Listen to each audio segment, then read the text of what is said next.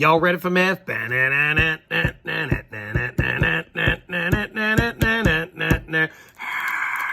Here we go. Pre-calculus honors, related rates, day 3. Another lesson for y'all. I'm going to teach you a lesson. Hope you guys are doing okay out there. Hopefully you're safe. So I think this is coming to you on a Thursday, but I make these videos on different days. So who knows when you're getting this. I think it's Thursday though. Okay, related rates, day 3. Hopefully you tried your homework. Some people freak out about number 3. It's actually extraordinarily easy. They tell you the rate at which the edges of a cube are expanding with respect to time, dx over dt. I called it x. You can call the edge of the cube whatever you want. They want to know how fast the volume is changing, so dv over dt. People are like, how do I get the volume of a cube? Well, you take a side and you cube it.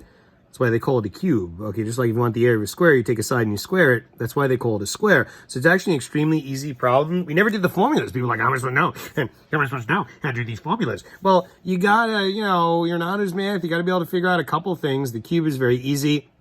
It's only univariable on either side. This problem right here, can't tell if it's 4 or 9, but I think it's 4.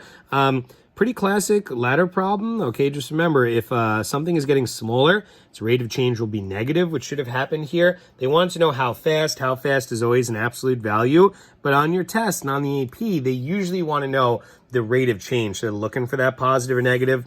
Number 7, classic type of problem right here. USA, USA. It's all about, how you drew the picture and whatnot. Gave a test on this in AP Calculus years ago. It was a filthy test, not so easy. And there's a problem just like this, only there was a rocket taking off, only there was a dog, watching the rocket. And I gave the test like the day before, like spring break or something. People were not interested in taking the test, but I did not care. That's when I gave the test. And I'd sit there in front of the class and I was grading them. I usually sit in the back of the class now, but then I used to sit in the front and I was grading them on a table right in the front of the room. And I think it was 9th period, I had AP Calculus, and I was grading. And I was just like, the vacation's coming up. I couldn't just get my mind, wrapped around grading right there. So the bell rang and there were a couple of people finishing up the test. They gave him like a minute or two. Mr. Pushy comes in. He's like, what, would you stop grading? And I'm like, I can't take it anymore, And then I'm like, I actually just started looking through the papers to see who drew the dog. Okay, that was watching the rocket. Some people just put a point with the D, letter D. Some people just put a point. Other people drew a really cool dog.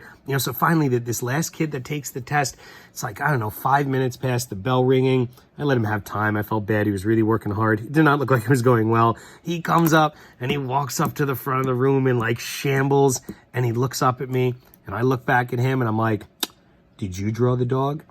And he looks back at me and he goes, what dog? To which immediately me and Mr. Pushy did jump into bales of laughter. And I'm like, all right, Alex, just have a good weekend. Anyway, a little story right there. Hopefully this problem not really so terrible to do. Same thing with number 10. You got this girl and her kite right here. A lot of different ways to draw this diagram. Some people actually draw it this way. But either way, for the right triangle, still pretty dang doable. Okay, so right triangle problem is very popular. Definitely see one of those on your take-home test. Let's do another one, okay? Let's go to, this is a new packet, related rate packet number 2, which hopefully you have printed out or you're just looking at it and writing this in your notebook. And this is going to be actually a Calc Assist problem. All right, so you will need the calculator. We'll try to hold off for as long as possible using it, but eventually we're probably going to need it. And let's dive in, have some fun. 2 cars start at the same place and at the same time. We be racing. But they're not, because one car travels west at a constant speed of 50 miles an hour, and a second car travels south at a constant speed of 60 miles an hour. You want to know approximately how fast is the distance between them changing 1/2 hour later. People are like, what's going on here? Like related rate, normally they give us a rate, they ask for a rate. Well, they did ask for a rate. How fast is the distance between the 2 cars changing? Usually they indicate a specific instant, like when a distance is equal to something. Here they actually said 1/2 hour later, so they told you an instant of time. Some people might be like, hey, they didn't give us any rates. But they did. They told you the speed of these 2 cars. Speed is a rate, okay? So here you got the 2 cars starting at the same place and at the same time. One of them is traveling west. I think that's right? East is over here. What is it? Never eat soggy waffles, never eat shredded wheat, whatever strange thing you want to come up with. Doesn't matter if you mix up your east and west here. It doesn't make a difference. But the car is traveling west right here. And then another car is traveling south. And that's the right triangle that's actually formed. And they want to know how fast the distance between them is changing. This is the distance between them. And these distances are all variable, okay? The distance between this car A and his starting point, that's variable. I'll call it X, it's horizontal. You can call it any letter you want. And the distance between this car and his starting point is going to be variable. I'll call it Y. And now the distance between them, I'll call Z, because that's variable as well, okay? You know, with a right triangle, sometimes two sides are variables, one constant. Sometimes all three sides are variable. That's what's happening here. Anyway, they gave us rates, right? One car is traveling west at a speed of 50 miles an hour. That's the rate at which X is changing with respect to time. So dx over dt, 50 miles per hour. Put mph if you want to. Then the speed of this car, 60 miles an hour, that's the rate at which this distance is increasing with respect to time. So dy over dt equals 60 miles per hour. What do they want? What do you want from me? How fast the distance between them is changing. So that's the rate at which z is changing with respect to time. And then it says when, 1/2 hour later. So you could say 1/2 hour later. You could say when t equals 30 minutes. You could say when t equals a half hour. Whatever you want to say. And that's kind of new, but it's really not too terrible. We'll be able to handle something like this. Remember, we need a formula that has a z in it.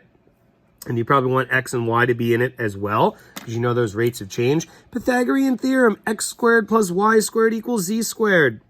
And since no side of this triangle is constant at any time t, none of these values are constant at any time t. Remember, the diagram's got to work for any time t, and the formula that goes with it also needs to work for any time t. Speaking of t, let's differentiate implicitly with respect to t, and that's the t. All right, plus 2y dy over dt equals 2z. Hey, 2z, dz over dt. Z's are annoying in problems, especially when 2's are involved. So why'd I choose to call this z? Because I'm an idiot, probably. But put that little line in between. And you can actually wipe out those 2's.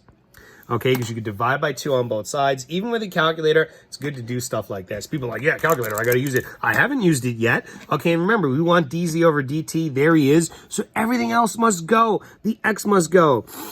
I know what it is. The dx over dt must go. I know what he is. He's 50. Plus the y must go. I don't know what he is. But the dy over dt is a 60.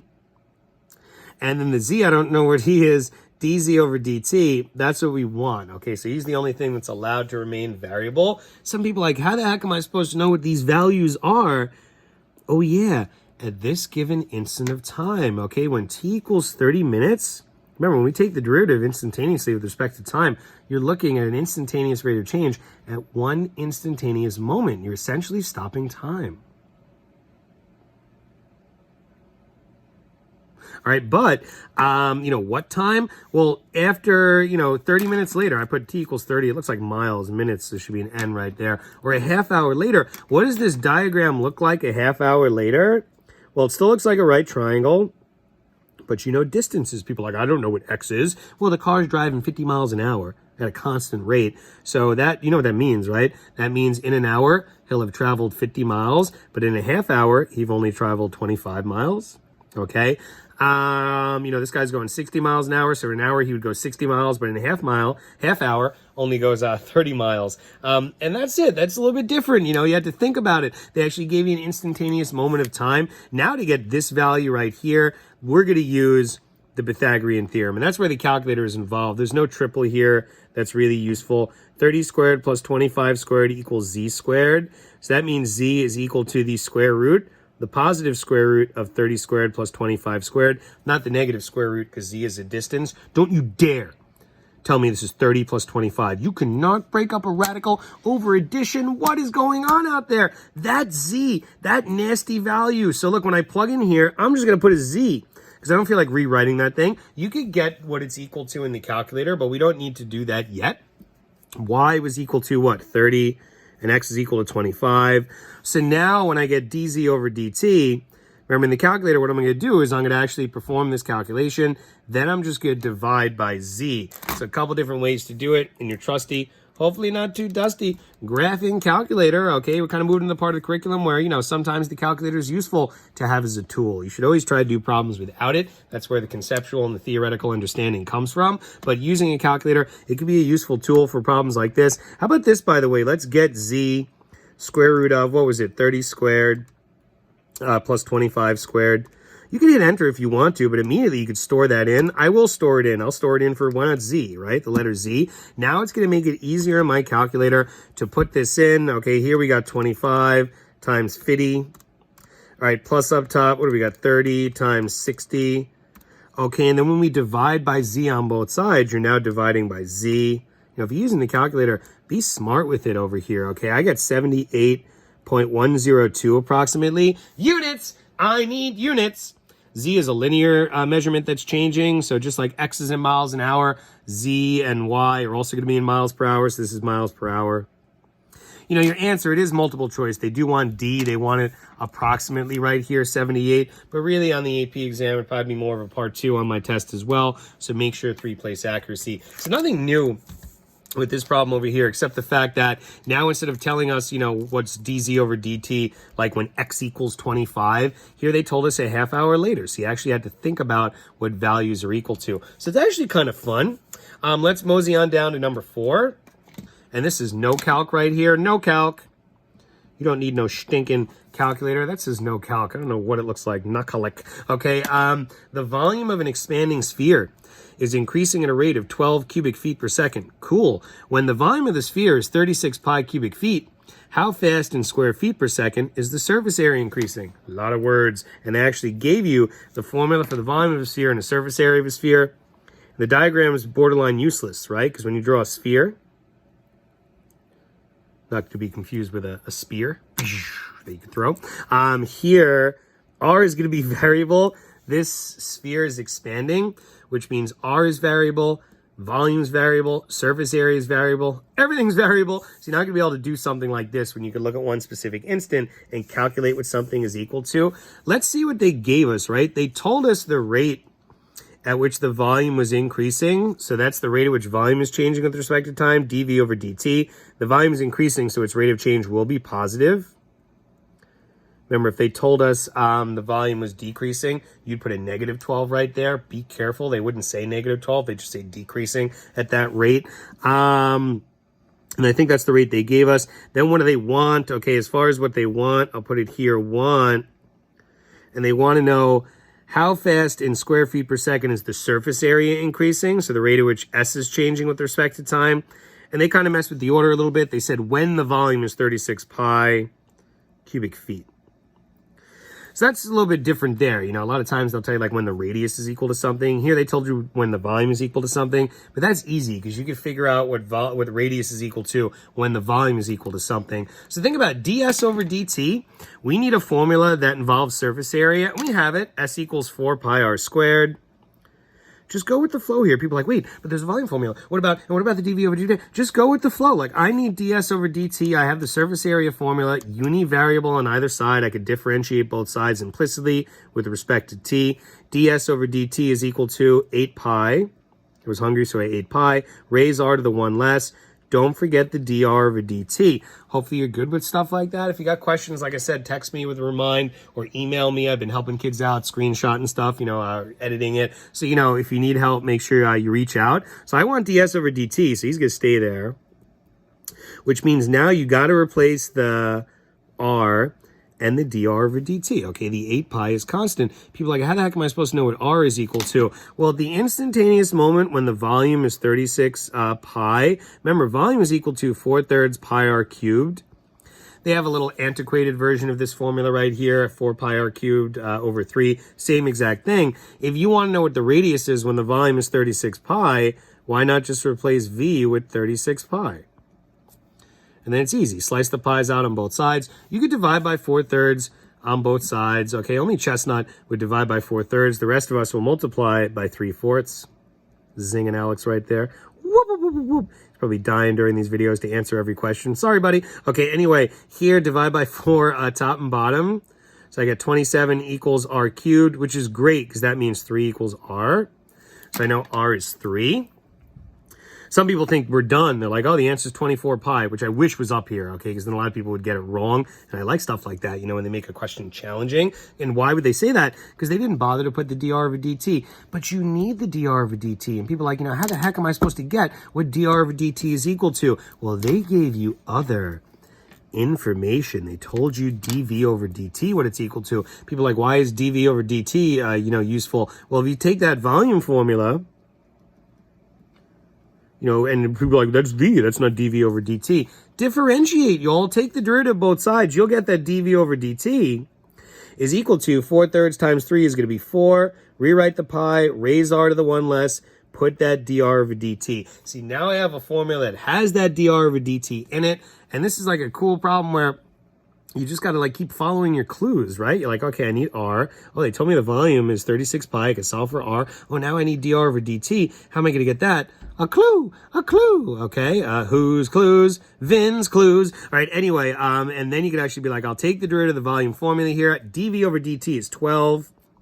I know at this particular instant, r is 3. I just got it, right? I don't know dr over dt. I know. That's what I want to know. Okay. So here we have 12 equal to 4 times pi times 3 squared. What is that? 36 pi dr over dt. So really 12 over 36 pi is what dr over dt is equal to. And it becomes, look, if you're not using a calculator here, divide by 12 top and bottom. 12 divided by 12 is 1. 12 divided by 36 is 3. You actually end up with 1 over 3 pi. And now, like, the most amazing thing in the history of math happens. You put a 1 over 3 pi here. Will you look at the lusciousness commence? Okay, the pi's cancel out top and bottom. The 3's cancel out top and bottom. You're left with ds over dt is equal to, I'm not hungry because I just had dinner, but I'll write 8 right there. And look, units, I need units. ds over dt, that's the rate at which a surface area is changing. The radius is measured in feet. Volume is measured in cubic feet. Surface area, square feet. But it's the rate at which it's changing with respect to time. That's square feet per second. I know in this problem, people are like, we didn't know that. We didn't need to know that. We just need to know the 8. But you will need to know that on the part 2 problems you're going to see on the test, okay? So look, just another type of problem over here. We'll do another one like this tomorrow, and product rule get involved. Another problem like this over here, where sometimes you're not just be able to think things out, okay? You're going to have to play around a little bit and take the piece of information they gave you and use it to get other pieces of information. What you can actually do is you can come up with a formula that represents surface area in terms of volume. You just want to take the volume formula, solve for r, which is extremely annoying, and then plug that r into the surface area formula. So that can be done, but really it's kind of counterproductive in this case because it will take a little bit more time. So remember related rates, okay? Draw a diagram, label the given. Find a formula that relates the variables, and then differentiate implicitly with respect to t, but you might have to do some other things to get values that you need to plug in afterward. So we'll have some more fun tomorrow. Hope you're doing work, okay? Some people might be slacking off out there. I was giving us take-home assignments. This is easy now. I don't have to pay attention. You want to take advanced placement calculus next year, you better know what you're doing if you're in AB. And if you're in BC, don't even start with me that you're not doing work. You should be totally interested in this, and you should be flying at a much greater than me if you want to be in BC calculus, okay? So things that we'll talk about when I see you guys again, which I hope is this year, might be next year. Regardless, I want you guys to be prepared. So this is Berto signing out. Everybody have a good day. Stay healthy, stay safe, and we'll see you on the flippity flip. Adios.